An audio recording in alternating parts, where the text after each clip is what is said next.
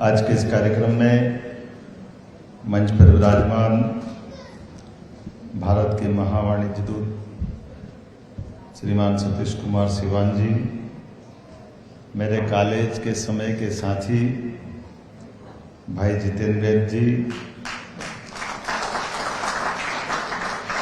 इस अवसर पर हमारे वरिष्ठ और उज्जैन से भी संबंध है, मध्य प्रदेश से है, देश का ही दिल है, हमारे वासु भैया भद्रानी जी, आपका भी वासु भैया, और नरेश भवनानी जी, आपका भी स्वागत अभिनंदन। इस अवसर पर अभी अभी जिनने अपना वक्तव्य दिया, हमारे एससीएस संजय दुबे जी, माननीय Shivshekhar Shukla ji, PS tourism and culture industry के पीएस श्रीमान राघवेंद्र सिंह जी, आयुक्त डॉक्टर सुदाम खाड़े जी, डॉक्टर इलैयाराजा जी और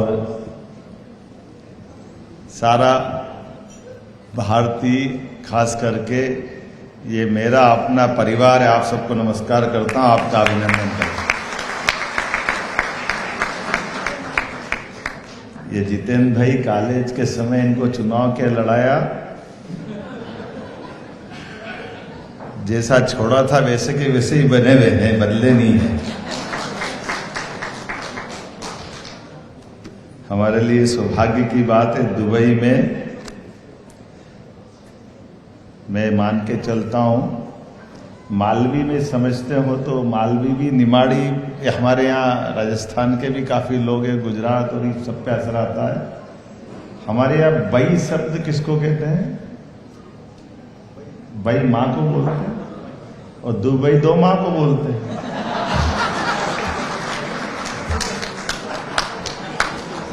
आप सबको बधाई दे रहा हूं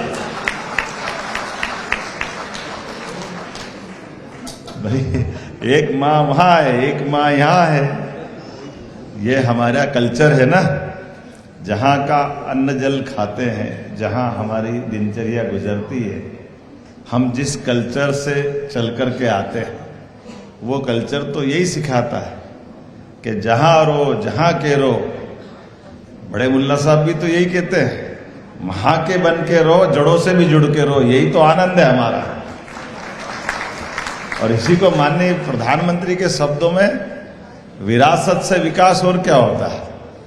विकास तो बहुत होता है, लेकिन विरासत से विकास की ओर, और विरासत हमको उसी तरह से सिखाती है जो इकबाल ने कहा है कि कुछ बात है कि हस्ती मिटती नहीं हमारी। बड़े बड़े देश, पता नहीं बड़ी बड़ी सभ्यताएं, लेकिन उनकी अपना लचीलापन, उनकी अपनी जो भी कुछ चीजें थी, कोई बात नहीं, लेकिन हमारी अपनी तो उदारता है, हमारी अपनी भूमिका, भारतीय लोगों की भूमिका हमेशा दूध में शक्कर की तरह रहती है, कब मिलके मीठा कर दे पता ही नहीं चलता है, पीने वालों को भी आनंद आए, जिसके जाए उसको भी आनंद आए, ये सदैव उसी तरह से जाना जाता है, हमारी अपनी मिठास। और यही तो कारण है, अभी अभी आपके कार्यक्रम के पहले जहां से मैं आया हूं, कभी सोच सकते थे वासु भैया, आपने संघर्ष करके हमारी वो पद्धति को फिर जिंदा कर दिया, जिसके लिए आपने कहा था कि मैं उस बात के लिए लड़ा जहां हर एक कोई पहुंचना चाहेगा, और वो पद्धति से जिसमें हम सीख क्या है, वो आपने अंतिम संस्कार की लड़ाई लड़ी थी कि नहीं लड़ी थी? तो आपके लिए भी अभिनंदन। और आज हमने वहां के लिए भी गए जहां के लिए लड़ाई लड़ी थी, दुबई में स्वामी नारायण, और मुझे और आनंद वहां आया, सभी धर्मों के लोग दिखे मुझे, इसीलिए तो आनंद है।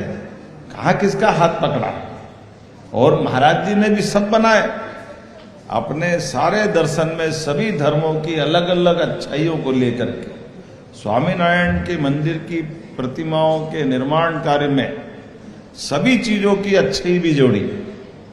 एक तो इसी को तो कहते निराकार से साकार, साकार से निराकार। फर्क क्या है? जिसका जन्म हुआ उसको जाना है, लेकिन आने और जाने के क्रम में अगर हम सबको सम्मान से देख ले, सबको प्यार बांट ले, यही तो हमारी संस्कृति ने सिखाया है। कहाँ कोई बंधन है हमारे पास? कोई बंधन नहीं।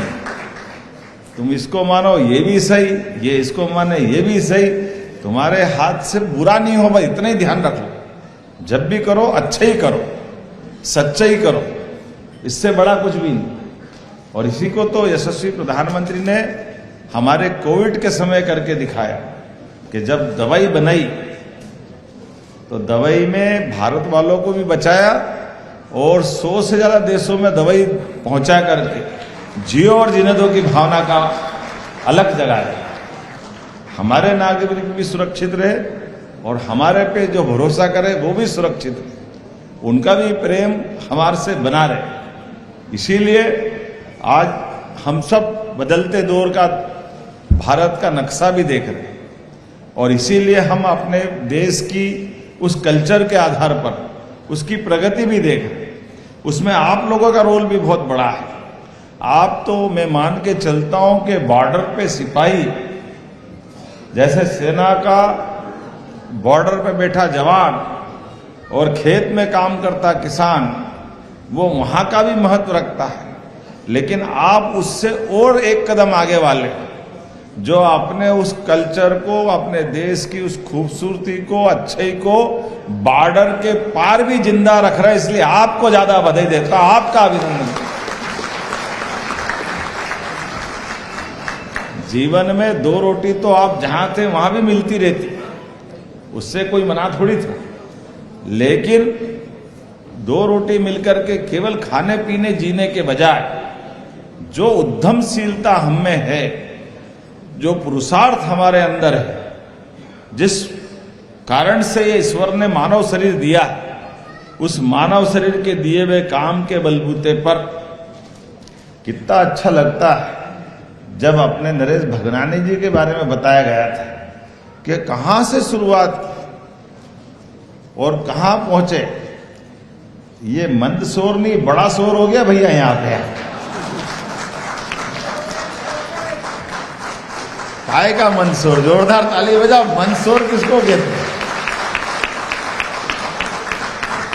इसको सरल भाषा में मारवाड़ी राजस्थान लगा हुआ बॉर्डर पे। अपना रुपया 10 रुपए में चले तो मजा आए, फालतू का 1 रुपए की चवन्नी कौन करे? तो आपका 1 रुपया 10 रुपए में चल रहा है कि नहीं? आप तो 100 रुपए में चला रहे हो। और जोरदार आनंद। और आप यहाँ एक से बढ़कर एक, केवल आपको के वासु भैया में भी वही देख रहा हूं। ये वासु भैया भी कम थोड़ी पड़ रहा है। मैंने इनसे पूछा तो मैंने बोला टेक्सटाइल का काम करता हूं, 10-12 शोरूम और होटल और सब बढ़िया भगवान की दया से। मैंने कहा फैक्ट्री कितनी बनाने की? बोले फैक्ट्री का क्या काम, बेचने का काम अपना। तो ये जो व्यापार के अपने मार्ग बना करके अपनी पहचान बनाना, ठप्पे के साथ जब आए थे संघर्ष से, कोई बात नहीं। खून मां के पेट से राजा महाराजा पैदा होता है। जिसमें सामर्थ्य होता है, दम होता है, वो राज करता है। दुनिया का अतीत है।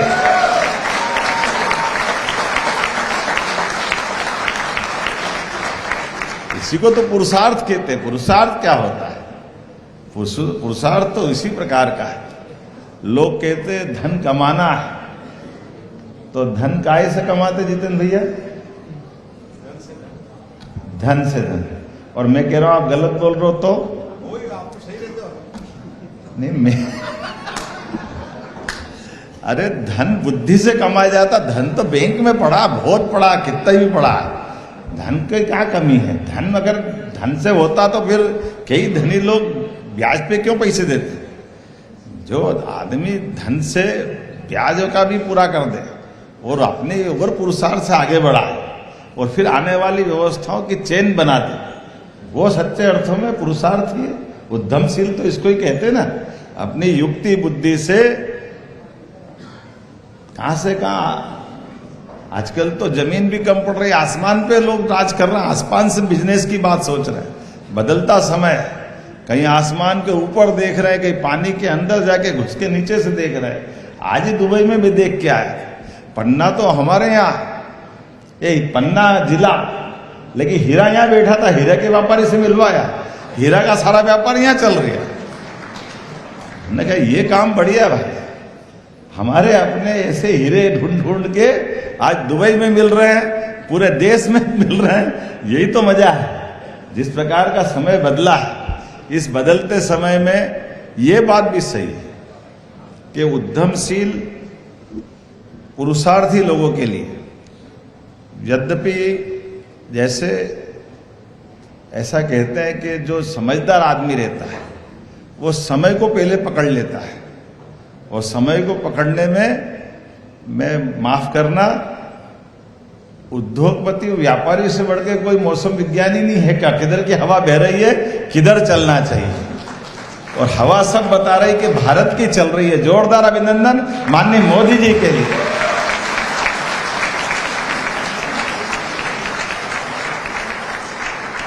आज 50 साल पहले, 100 साल पहले बह रही होगी हवा, बह रही दुनिया भर की, लेकिन अभी हवा सारी एक ही तरफ बह रही है। इधर से जाओ, उधर से जाओ, उधर से जाओ, उधर से जाओ, कहीं से भी जाओ, लेकिन भाया इंडिया ही जाना पड़ रहा है, और कहीं से नहीं जा रहा है, कोई रास्ता नहीं है। इधर से जाओ, उधर से जाओ, और सच्चे अर्थों में निर्गुण सम्मेलन के अगर कोई नेता है तो नरेंद्र मोदी जी है। जोरदार अभिनंदन करो हमारे अपने मोदी जी को।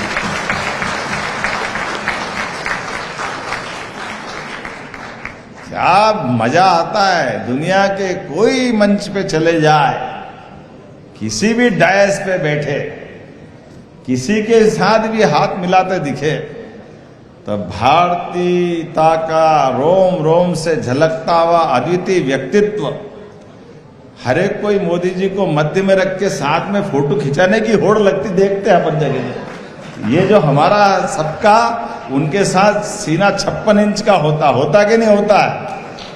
अच्छा लगता कि नहीं लगता कि हाँ, हमारे कोई प्रधानमंत्री ऐसे हैं। और हमने सबने देखा कि केवल सामान्य काल में भी, कठिन काल में भी, असंभव काल में भी, हर काल में नेता वो जो अपनी उपस्थिति से देश और देश के लोगों की सभी समस्या का समाधान करने का मादा भी रखे, और कोई कारण से कठिनाई आए तो कठिनाई में भी अपने देश की सीमा के अंदर नहीं, देश की सीमा के बाहर भी अपने भरतवंशियों की रक्षा के लिए कुछ भी करने को तैयार हो, उस व्यक्ति का नाम नरेंद्र मोदी। हमें इस बात की प्रसन्नता है, जिन पे सबका भरोसा, सबको भरोसा। और इसीलिए हमने अपने बदलते दौर में आंखों के सामने, देश तो आजाद हो गया 47 में, लेकिन देश आजाद होने के बाद राज्यों की सीमा हमारा मध्य प्रदेश 56 में बन गया। कई सारे राज्य बाद में बने, आगे बने, पीछे बने, और आप तो वो सब भी देख रहे हो। कई सारे देश जो 47 के बाद भी आजाद हुए, वो कहां से कहां चले गए। लेकिन अपने देश को दुर्भाग्य से लंबा समय गुजारना पड़ा, लेकिन कोई बात नहीं, बीती ताही बिसार दे, आगे की सुध ले। चला गया तो चला गया, जब जागे तब सवेरा, हमको क्या दिक्कत है। लेकिन आंकड़ा देखो तो ध्यान में आएगा, कहां 1947 में भारत पूरे विश्व के परिदृश्य में 15 नंबर पे था,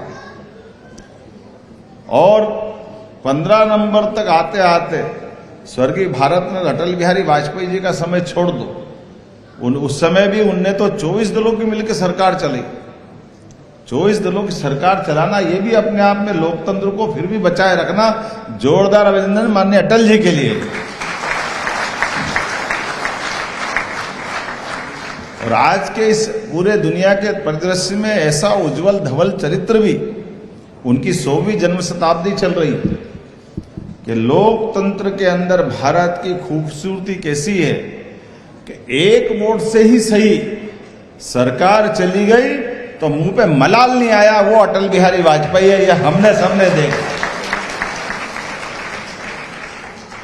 सरकार का मतलब नहीं है, नैतिकता बड़ी बात है, और उस नैतिक मूल्यों को बचाए रखने में अटल जी ने जो जीवन जिया है, और अटल जी के बाद अभी का समय आया, हम तो ये चकाचौंध भरी दुनिया में, वो ऊपर देखो तो टोपी नीचे निकल जाए अपने, तो इतनी तो मंजिली बिल्डिंग है यहां दिख रही है, लेकिन ऐसे समय में भी जिनकी अपनी खुद की छत नहीं है, हमारे प्रधानमंत्री जी की, लेकिन हाँ, अब बदलते दौर की तस्वीर देखना भारत की, तो 4 करोड़ लोगों को पक्के मकान देने का बड़ा पुण्य का काम किसी ने किया, उनका नाम नरेंद्र मोदी जी।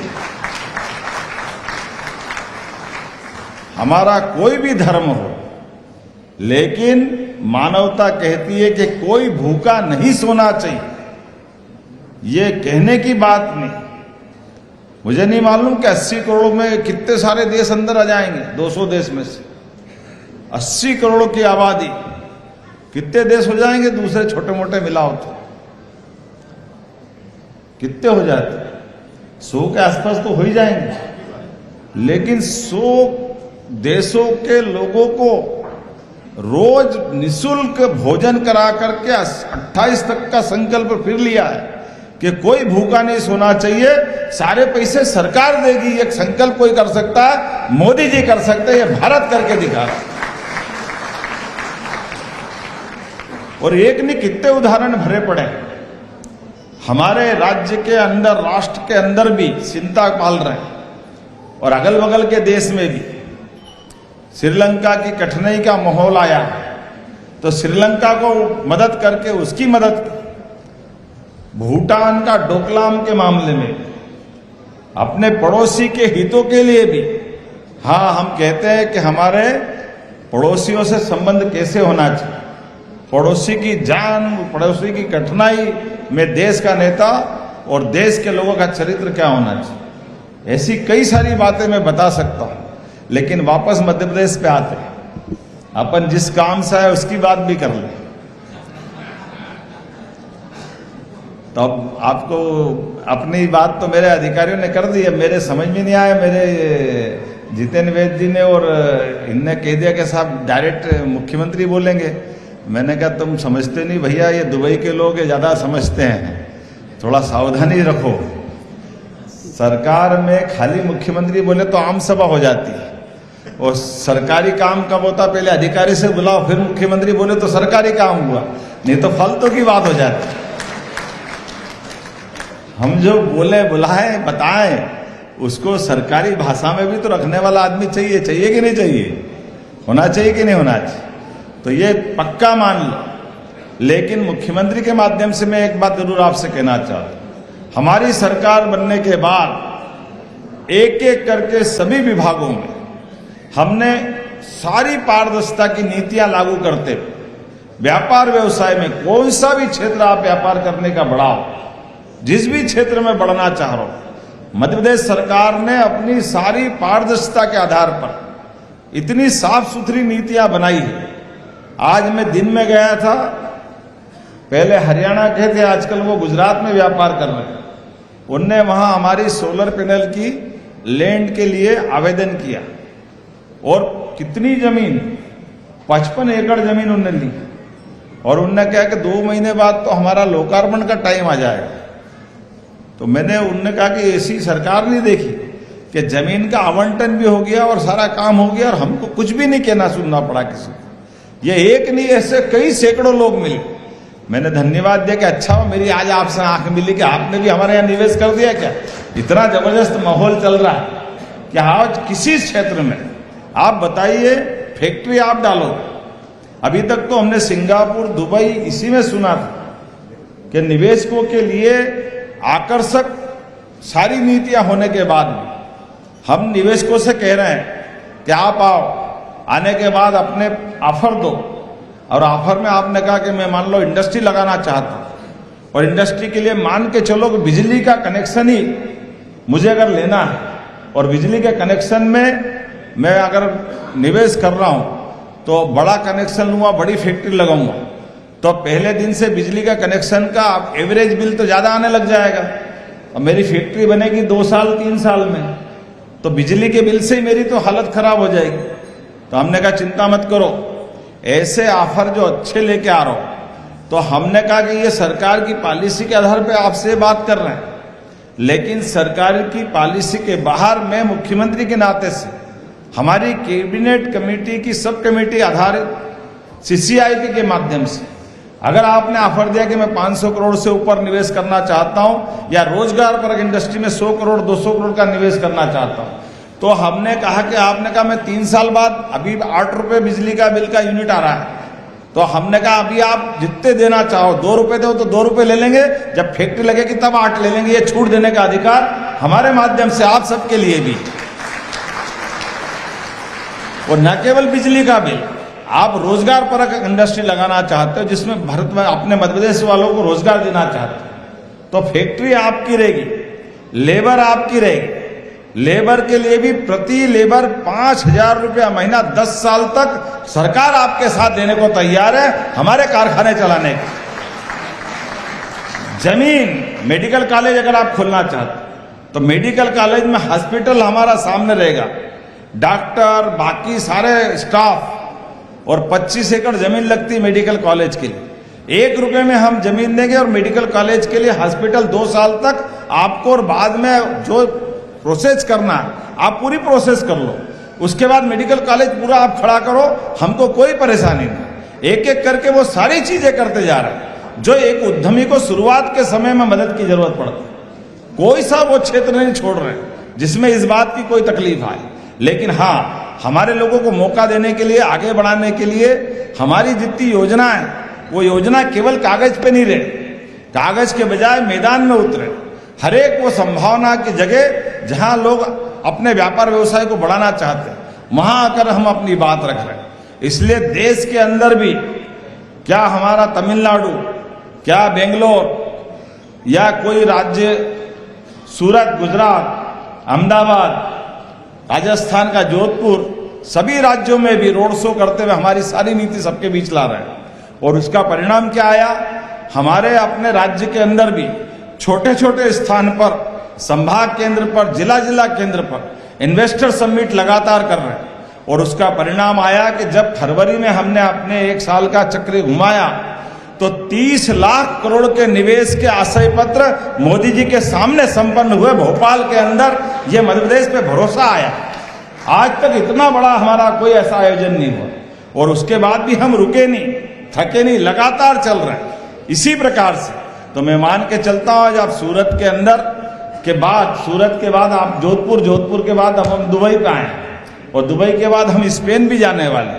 पहले विदेश में जर्मनी, जापान, इंग्लैंड, लगातार ये क्रम चल रहा है। तो मैं मान के चलता हूं आपके अपने ये रिश्ते और मजबूत करने के लिए यहां भी रोजगार करो, यहां भी काम बढ़ाओ। लेकिन मध्य प्रदेश आपको बुला रहा है, ये निमंत्रण देने आपको बीच में आया हूं कि आइए मध्य प्रदेश से जुड़े सभी प्रकार की व्यवस्थाओं में। अगर आप टूरिज्म के सेक्टर में आना चाहते हैं तो टूरिज्म में आप 100 करोड़ की होटल खोलते हो तो 40 करोड़ का हमारा उसमें आपको इंसेंटिव दे रहे हैं। 40 करोड़ का, मेरे को लगता नहीं है, 30 करोड़ का। 100 करोड़ में 30 करोड़ पहले दिन ही फ्री। किसको कहते हैं, मामूली बात है क्या? आप अपने चरणबद्ध रूप से काम करो और उससे ही नहीं, कोई इंडस्ट्री डालो किसी प्रकार की, जितनी बड़ी इंडस्ट्री डालना चाहते हो। अगर हमारे पास उस तरह की अलग अलग रचना बनाई है और उसके बावजूद भी प्रति मंगलवार उद्योगपतियों से सोमवार मंगलवार भोपाल में सीधी संवाद करते हैं, सभी प्रकार के, कोई क्षेत्र नहीं छोड़ रहे। मैं मान के चलता हूं आज का हमारा आयोजन, ये प्रवासी भारतीयों का फ्रेंड्स ऑफ एमपी संवाद, इसी भावना को रख करके संपन्न हो रहा है। मेरी अपनी ओर से आप सबका आभार, धन्यवाद, बहुत बहुत धन्यवाद।